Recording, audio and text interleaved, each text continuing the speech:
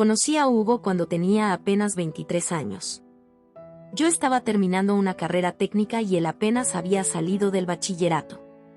Nos conocimos por medio de un primo, en una reunión familiar, y desde el primer momento sentí esa conexión que pocas veces se tiene con alguien. No era precisamente el hombre más atractivo de la habitación, pero tenía una forma de hablar que te hacía sentir que eras la única persona ahí. Tenía sueños, muchos. Hablaba de poner un negocio propio, de viajar, de comprarse una casa para su mamá. Soñaba en grande, pero no tenía absolutamente nada. Yo, en cambio, tenía algo más de estabilidad. Mi madre siempre me enseñó a trabajar duro, a no depender de nadie. Desde los 18 ya tenía mi propio pequeño ahorro, y aunque aún vivía con mis padres, era prácticamente independiente. Supongo que eso fue lo que lo atrajo de mí. Mi madurez, mi constancia. Al principio, la relación era bonita. Salíamos los fines de semana, hablábamos hasta tarde, hacíamos planes para el futuro. Y cuando me propuso irnos a vivir juntos, sentí que era el siguiente paso lógico. Nos mudamos a un departamento chiquito, muy modesto, pero con muchas ganas de construir algo juntos. Lo primero que noté cuando comenzamos a convivir fue que Hugo tenía más ideas que acciones. Siempre estaba imaginando cosas, hablando de proyectos, pero no aterrizaba nada. Cambiaba de trabajo cada 3 o 4 meses, alegando que lo explotaban, que no lo valoraban, que no era lo suyo. Yo, mientras tanto, sostenía el hogar. Pagaba la renta, el súper, los servicios. Y no me quejaba. Al contrario, lo alentaba. Le decía que yo lo apoyaría hasta que encontrara algo que realmente lo motivara. Tú puedes, amor, yo sé que tú vas a lograrlo, le repetía cada noche, aunque por dentro a veces me costara sostener esa esperanza. Pasaron los años y la situación no cambiaba mucho. Hugo seguía saltando de trabajo en trabajo, y yo me iba desgastando poco a poco. A veces quería gritarle que madurara, que ya no teníamos 20 años, que necesitábamos estabilidad. Pero me aguantaba. Me recordaba a mí misma que una pareja es para lo bueno y lo malo, que si yo lo dejaba caer ahora, nunca saldría adelante. Hubo momentos en los que incluso pensé en dejarlo, pero algo me detenía. Tal vez era ese recuerdo de cuando empezamos, cuando todo parecía posible. O tal vez era simplemente el miedo a quedarme sola. Un día, Hugo llegó a casa emocionado. Había hablado con un viejo amigo que quería abrir un taller mecánico, y le ofrecía asociarse si él podía conseguir parte del dinero. Lo vi tan ilusionado, tan seguro, que sentí que finalmente había encontrado su camino. Solo había un problema, no teníamos ahorros. Todo se iba en mantenernos a flote mes con mes. Pero entonces me vino a la cabeza una solución: vender mi auto. Era un coche modesto, nada del otro mundo, pero me lo había comprado yo sola con años de trabajo. Aún así, pensé que valía la pena. Es una inversión en nuestro futuro, me repetía. Y lo hice. Vendí mi coche y le entregué el dinero a Hugo sin condiciones. Con ese dinero, Hugo y su amigo pusieron el taller. Al principio, todo fue lento. Pocos clientes, muchos gastos. Yo seguía trabajando tiempo completo y ayudando incluso los fines de semana con cosas del negocio. Diseñé su logotipo, hice publicaciones en redes, hablé con conocidos para que llevaran sus coches. Poco a poco empezó a funcionar. El taller comenzó a tener clientela frecuente, las reseñas eran buenas y, por primera vez, vi a Hugo levantarse temprano con gusto, con ganas. Me sentí orgullosa. Pensé, todo este sacrificio valió la pena. Pero con el éxito, empezaron a cambiar cosas. Al principio eran detalles pequeños, ya no me contaba cómo iba el día, ya no me pedía consejos, ya no celebrábamos juntos los logros del negocio. Luego vinieron los pretextos, que si tenía juntas de noche, que si se iba a quedar hasta tarde porque tenían muchos coches pendientes. Yo intentaba creerle, aunque algo dentro de mí comenzaba a sospechar. Ya no era el mismo. Era como si con el negocio también se le hubieran subido los humos. Y lo peor vino cuando, un día, encontré en su cartera una factura de una computadora nueva, costosa, y yo ni enterada. Me dijo que era para el negocio, pero empecé a atar cabos. Había más dinero del que él me decía. Más ingresos de los que admitía. Y entonces comprendí algo muy duro, me estaba ocultando las ganancias. Pero eso era apenas el comienzo del final. Después de encontrar esa factura, no pude quedarme tranquila. Empecé a observar con más detenimiento, a fijarme en detalles que antes pasaba por alto. Hugo empezó a cambiar su ropa por marcas más caras, a usar un reloj nuevo que nunca me mencionó haber comprado. También noté que el celular que llevaba ya no era el mismo, ahora tenía un modelo de gama alta, de esos que él antes criticaba por gastar en tonterías. Cada vez era más evidente que tenía dinero, solo que no lo compartía conmigo. Una tarde, sin decirle nada, pasé por el taller. Quería ver con mis propios ojos lo que estaba pasando. Cuando llegué, no lo vi por ningún lado. Pregunté por él y uno de los empleados, porque ya tenía empleados, me dijo que se había ido a ver a un proveedor. Era algo común, según ellos. Me quedé un rato afuera, fingiendo estar revisando el celular, y vi como varios clientes llegaban, como el lugar estaba lleno de autos. Estaba claro, el negocio estaba funcionando muy bien. Esa misma noche, cuando volvió a casa, le pregunté directamente: ¿cómo va el negocio? Bien, ahí va, me respondió, sin dar detalles. ¿Han aumentado los clientes? Más o menos, sigue igual que siempre. Mentira tras mentira. Me hervía la sangre. Pero no quise pelear. No aún. Decidí armarme de pruebas. Al día siguiente, le pedí a una amiga que llevara su coche al taller, solo para que me contara cómo era la atención, si veía movimiento, si los precios habían subido. Me llamó por la tarde y me dijo: tu esposo ni siquiera fue quien atendió, pero el lugar está lleno. Y carísimo, por cierto. Se nota que les va bien. Ahí se acabó la esperanza. Me sentí traicionada. No solo me estaba ocultando las ganancias del negocio que yo ayudé a construir, sino que además me mentía descaradamente a la cara. Y lo peor, ya ni siquiera me veía como su compañera. Se había convertido en alguien distinto. Un hombre que solo veía por sí mismo. Finalmente, decidí confrontarlo. Esa noche lo esperé despierta. ¿Por qué me mientes, Hugo? ¿De qué hablas? Sé que el negocio va bien. Sé que tienes más dinero del que me dices. Y sé que me estás ocultando cosas. Se quedó callado por un segundo, luego se levantó del sillón y comenzó a caminar por la sala, como si estuviera pensando cómo defenderse.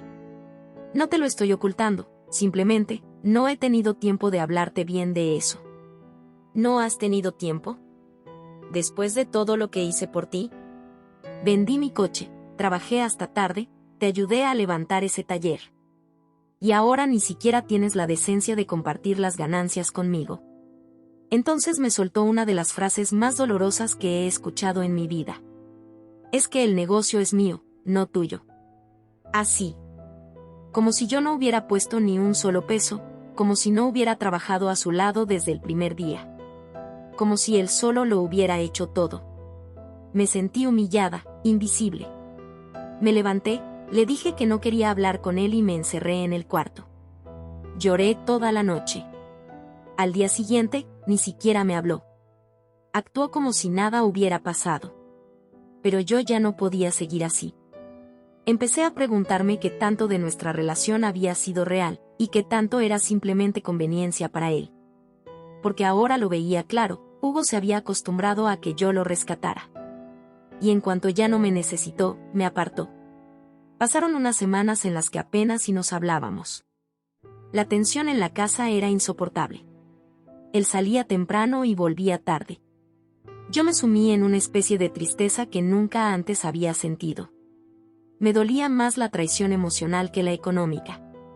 Saber que entregué años de mi vida, de mi esfuerzo, de mis ilusiones, para nada. Un día, mientras limpiaba la casa, encontré en su mochila unos papeles que no estaban guardados del todo.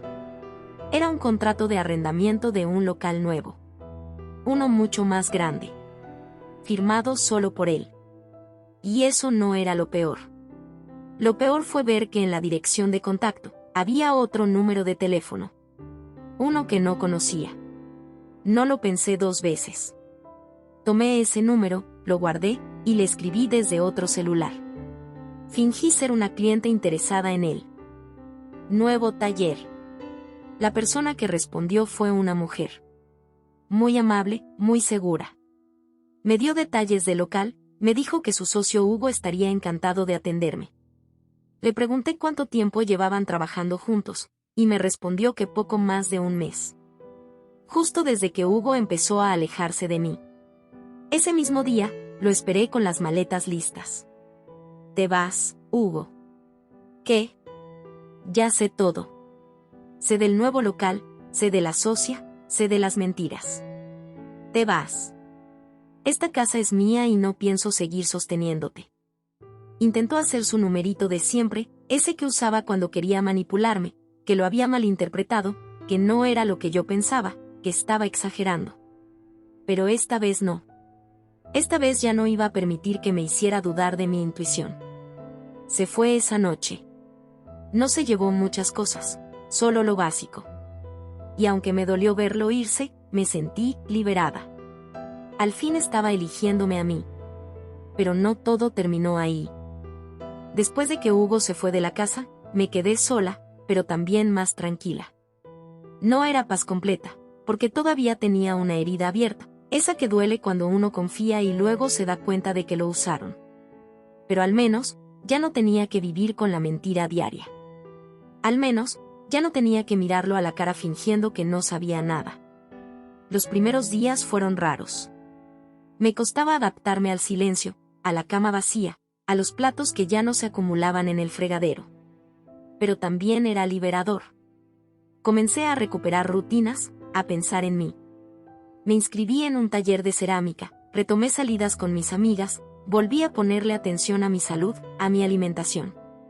Cosas que había dejado de lado por estar siempre enfocada en Hugo y en su bienestar. Pero no pasó ni un mes cuando empezaron los problemas. Resulta que el nuevo local que había rentado no estaba a su nombre, sino al de la mujer con la que aparentemente estaba trabajando. Y digo aparentemente porque pronto quedó claro que la relación era algo más. Me enteré por una amiga en común, una vecina que también llevaba su coche al taller, que los había visto juntos en un restaurante, muy acaramelados.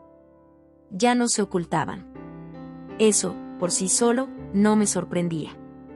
Lo que me preocupaba de verdad era que, según ella, el negocio había crecido de forma acelerada. Tanto, que ya estaban contratando más empleados y expandiendo el servicio a otras zonas. Todo con el dinero que salió, en parte, de mi esfuerzo y de mi coche. Y como si eso no fuera suficiente, un día recibí una llamada del banco. Una alerta por un crédito que Hugo había solicitado, a mi nombre. No sé cómo, pero logró usar algunos de mis datos, probablemente porque cuando estábamos juntos yo le di acceso a mi correo, a mi corp, a documentos que uno normalmente confía a una pareja. Fue un crédito pequeño, pero era el principio de algo que claramente podía escalar. Tuve que poner una denuncia. Ir al banco, cancelar todo, cambiar mis contraseñas, revisar si no había más movimientos sospechosos. Me sentí violada en lo más íntimo. Una cosa era la traición emocional, otra muy distinta era que intentara meterme en un problema legal o financiero. Ahí entendí que Hugo no solo había dejado de quererme, también había dejado de respetarme. Me veía como un medio, como una herramienta más. Ya no como persona. Después de eso, quise dejar todo atrás. Quise borrarlo de mi vida. Pero no es tan fácil cuando hay tantas cosas entrelazadas. Aún tenía documentos que él nunca recogió, herramientas que eran de su taller, cosas que quizá podría reclamar. Por eso, decidí hacer algo que jamás pensé, buscar un abogado. Le conté toda la historia. Desde que vendí mi coche para ayudarlo, hasta que descubrí el nuevo taller y el crédito fraudulento. El abogado fue muy claro, no iba a ser fácil, pero podía demandarlo por fraude, por uso indebido de datos personales, y, si reuníamos suficiente evidencia, por apropiación indebida de fondos compartidos. Reuní todo, capturas de pantalla, mensajes, las facturas del coche, los movimientos bancarios. Incluso una grabación de una llamada que tuve con él, donde admitía que el nuevo taller lo había montado con parte del dinero de nuestros inicios. Esa frase, así de ambigua como era, podría ayudarme. Pero en medio de todo esto, pasó algo inesperado. Recibí una llamada de su madre. Una mujer a la que siempre traté con respeto, aunque ella jamás me aceptó del todo. No sé qué pasó entre ustedes, pero Hugo está muy mal, me dijo. No para de hablar de ti, de lo que perdió. No le creí mucho, para ser honesta. Me sonó a manipulación. Pero luego me llegó un mensaje directo de él. Uno que decía, lo arruiné todo. Solo quería demostrarte que podía, que era capaz, pero lo hice mal. Y sí, tenía razón. Lo hizo mal. Muy mal. Pero eso no iba a cambiar lo que hizo. No iba a reparar el daño. Pasaron los meses. El proceso legal seguía su curso. No era rápido, pero al menos avanzaba. Mientras tanto, yo me dediqué a mí. A trabajar, a vivir, a sanar. Me fui de vacaciones sola, por primera vez en años. Me senté frente al mar y lloré un poco, sí. Pero también sonreí. Porque me di cuenta de que todavía estaba viva, todavía podía empezar de nuevo. Una tarde, mientras estaba en casa viendo una película, tocaron la puerta. Era Hugo. Más flaco, con ojeras, con la cara de alguien que no ha dormido bien en semanas. Solo quiero hablar, me dijo. Lo dejé pasar. No porque quisiera reconciliarme, sino porque necesitaba escucharlo. Me contó que la mujer con la que se había asociado lo había estafado. Que puso todo a su nombre y, cuando el taller empezó a generar ingresos grandes, ella lo sacó del negocio. Que ahora estaba empezando desde cero. Que entendía, por fin, todo lo que había hecho mal. No espero que me perdones, me dijo. Solo quiero que sepas que me arrepiento. No supe qué decirle. Parte de mí quería gritarle, sacarle en cara cada lágrima, cada noche en vela. Pero otra parte ya estaba cansada. No de él. De todo. Cansada de cargar con lo que no me tocaba. No te odio, Hugo, le dije. Pero ya no eres parte de mi vida. Y no vas a volver a hacerlo. Y cerré la puerta. No porque no me doliera. Sino porque, por primera vez, elegí protegerme a mí. Después de cerrar esa puerta, no volví a abrirla. Ni literal ni figuradamente. Fue un acto de cierre, un símbolo de que ya no quería vivir en el pasado, ni en la culpa, ni en la tristeza. Durante mucho tiempo, había pensado que si alguien cometía un error y se arrepentía, eso automáticamente debía abrir la puerta al perdón total, a empezar de cero, a hacer como si nada hubiera pasado. Pero no. Hay heridas que cicatrizan, sí, pero no necesariamente para permitir que las mismas personas vuelvan a lastimarte. Con el tiempo, el proceso legal también concluyó. Logré comprobar que Hugo había solicitado un crédito con mis datos, y aunque él intentó minimizarlo, la evidencia era clara. No solo tuvo que pagarlo, sino que se llevó una anotación en su historial que lo afectaría en trámites futuros. No me alegré por eso. No soy vengativa. Pero sí sentí que se hizo justicia. Porque muchas veces, las mujeres que confiamos en nuestras parejas terminamos en desventaja no solo emocional, sino también legal y financiera. El abogado también me ayudó a llegar a un acuerdo para que me devolviera una parte proporcional del dinero con el que contribuyó al nuevo taller. No fue mucho, ni justo, pero simbólicamente fue importante para mí. Era como si dijera, no me saliste gratis. Porque no lo hizo. Me costó años de entrega, de apoyo, de sacrificios. Me costó el coche que con tanto esfuerzo había comprado. Me costó ilusiones, confianza, tiempo. Y uno no recupera eso con dinero, pero al menos reconoce que hubo un daño. Poco a poco, comencé a contar mi historia. No para que me tuvieran lástima, sino para que otras mujeres, otras personas, entendieran que no están solas. Que no es debilidad apoyar a alguien que amas. Que no está mal querer ayudar, querer construir en pareja. Pero que tampoco está mal reconocer que fuiste usada. Que te rompieron. Que diste más de lo que debías.